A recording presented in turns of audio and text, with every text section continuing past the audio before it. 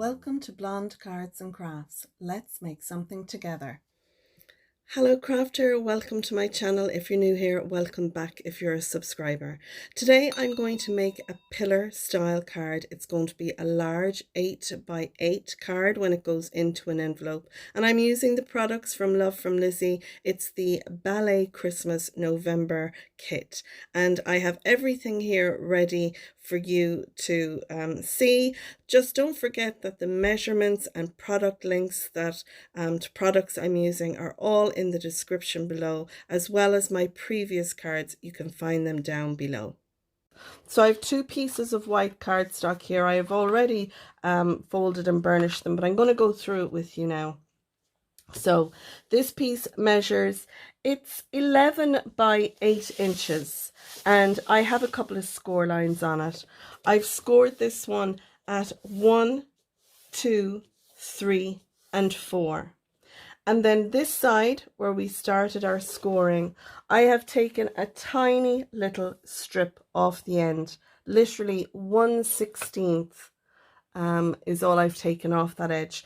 The reason I've done that is because when we fold and burnish all these score lines, we're going to stick this one down here. So it's going to make this shape. Now, because we've cut the little bit off that end piece there, when this folds flat, it will sit nicely. If we didn't take that little bit off this very edge, it would buckle. So that's why I do that. So we'll sit it down and we'll glue it over. So when we're gluing it, what we'll do is we'll fold it over on the third score line, like so. And then we'll add a little bit of glue, or you can use tape or whatever you like. And then we'll fold the two of them over again, and that will give us our column. Now, the second piece, because we want to do the same on the other end. And so I have this piece here, and it measures 4.5 by 8. And I've scored it at 1/2, 1.5, 2.5, and 3.5. And again, I took a tiny bit off this end, not the end with our 1/2 inch tab, but the other end I took a little sliver off, because again, when we fold this over, it'll sit like so, but we just want to allow it, you see the way it's folding flat in there, we want to allow it to fold flat. Now this is going to attach via that 1/2 inch piece here. Now you can stick it down there, and I'm going to stick it down on the front. That way the back of my card will be nice and clean. There'll be no overlap on it there. So I'm going to stick it down on the inside here. And then what I'll do is I will put some glue on this piece, and we'll again fold it over so it sits nicely. So we'll get to that in a minute.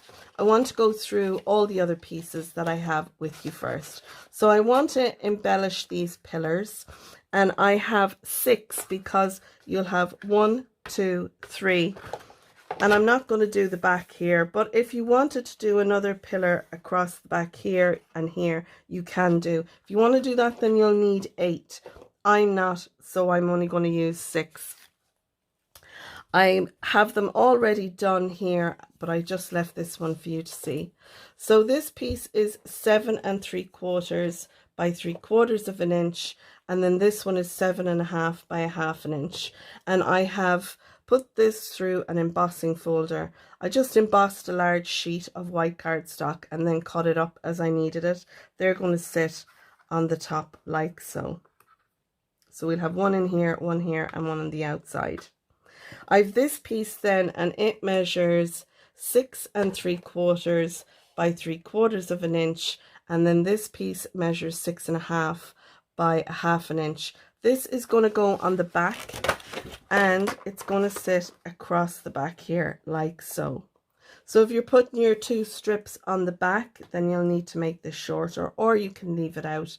If you're not putting them on the back and doing it the way I'm doing it, then this will just embellish the back there like so. We want to stamp a sentiment on the back here before we start assembling our card base. for that. I'm not using a Love from Lizi stamp this time.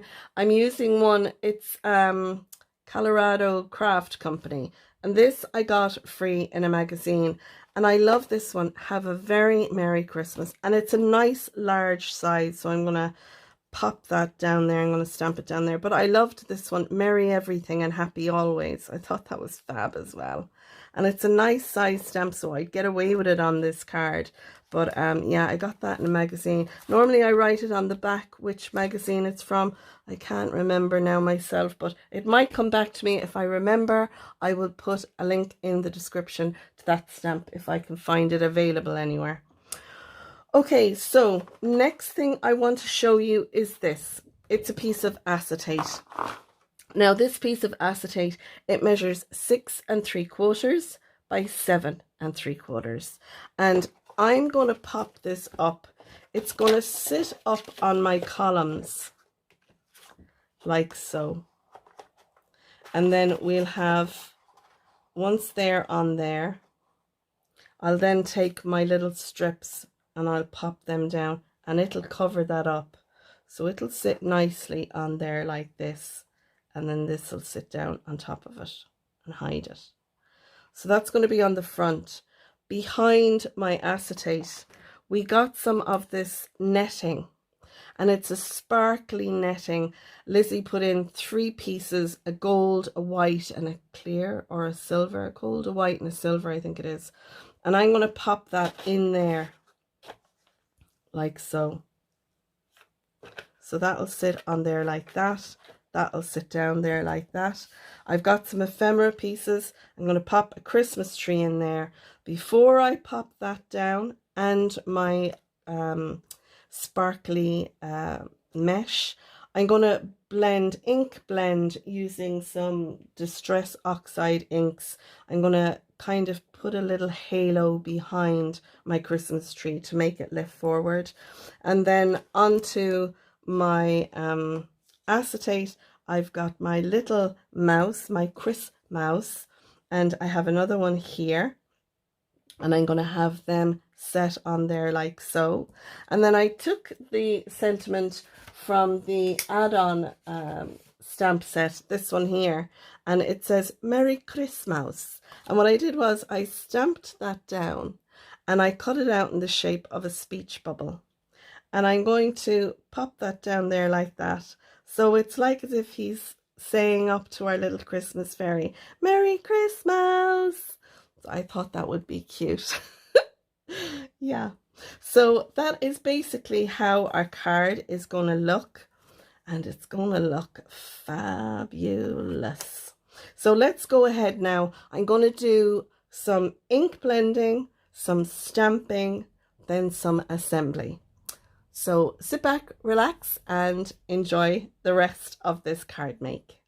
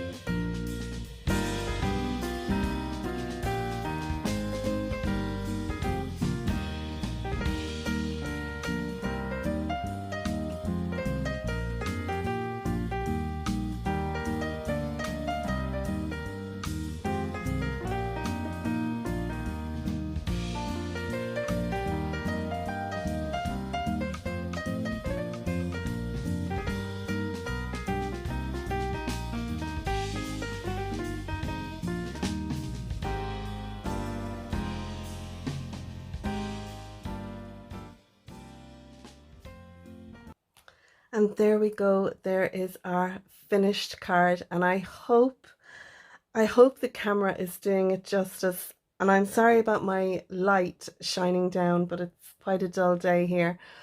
But I just love this card. I love all the sparkle. It stands up beautifully. It has great look to it with the holographic card, the glitter netting, with the lovely little twinkle peel-offs. I love our little Christmas mouse, Christmas fairy mouse, and our little mouse below shouting up, or maybe it's whispering, "Merry Christmas." I just love it. I love everything about this card. The back of it, I'm really pleased with my big sentiment on the back. I would have used a lot from Lizi Christmas sentiment, but I think this is just fab on the back of this card. And you can see I embellished it with some of the twinkles as well as one of our little panels. I love the fact that this card folds flat as well, and it'll go into a nice 8x8 size envelope. So that's it. I hope you've enjoyed this card number 4 in my 10 card series, which I'll be bringing one to you every day for the next 10 days. The links to my previous cards are down below in the description, as well as the links to Lizi's website for the subscription for products as well. Other products that I have used, you can find those in the description below. You'll also find links to the other design team members down in the description. So if you're looking for something, have a look in the description down below. I'm going to leave you now with some pictures of the card that we've made. And until tomorrow, thanks so much for watching, and I'll see you again soon. Bye for now.